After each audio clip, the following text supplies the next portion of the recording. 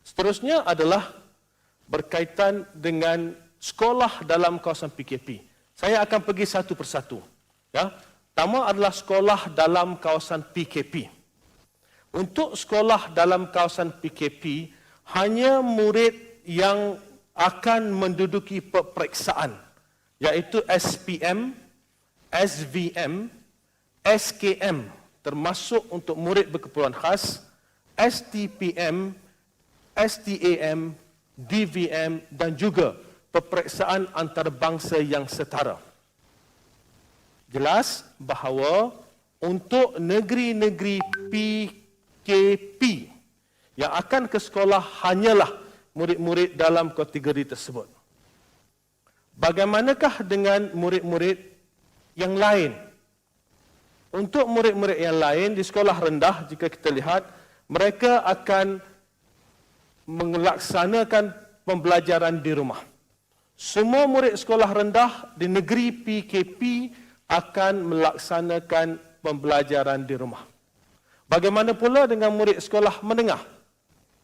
Murid sekolah menengah tingkatan 1 hingga tingkatan 4 di negeri PKP akan melaksanakan pembelajaran di rumah. Bagaimana pula dengan college vocational? Untuk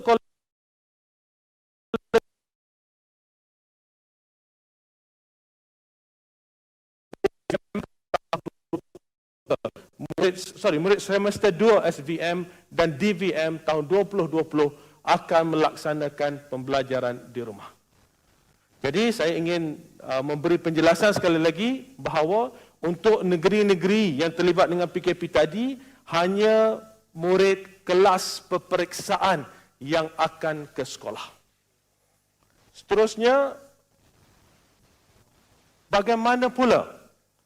Ada kita terima pertanyaan daripada ibu bapa untuk murid-murid yang bersekolah di sekolah asrama penuh yang terletak di dalam kawasan PKP. Untuk murid berasrama penuh dan juga asrama sekolah harian yang akan menduduki peperiksaan tadi dan sekolah tersebut terletak dalam negeri PKP, maka murid ini dibenarkan pulang ke asrama mulai 16 Januari 2021. Bagaimanakah mereka boleh bergerak dari negeri, mungkin negeri PKPB atau negeri PKPP ke negeri PKP? Kita akan diberikan surat kebenaran khas kepada murid ini bagi membolehkan mereka bergerak dari rumah mereka ke asrama. Itu adalah berkaitan murid yang akan menduduki peperiksaan tetapi berada di sekolah asrama penuh atau asrama sekolah harian. Seterusnya kita lihat adalah pentaksiran kemasukan sekolah khusus.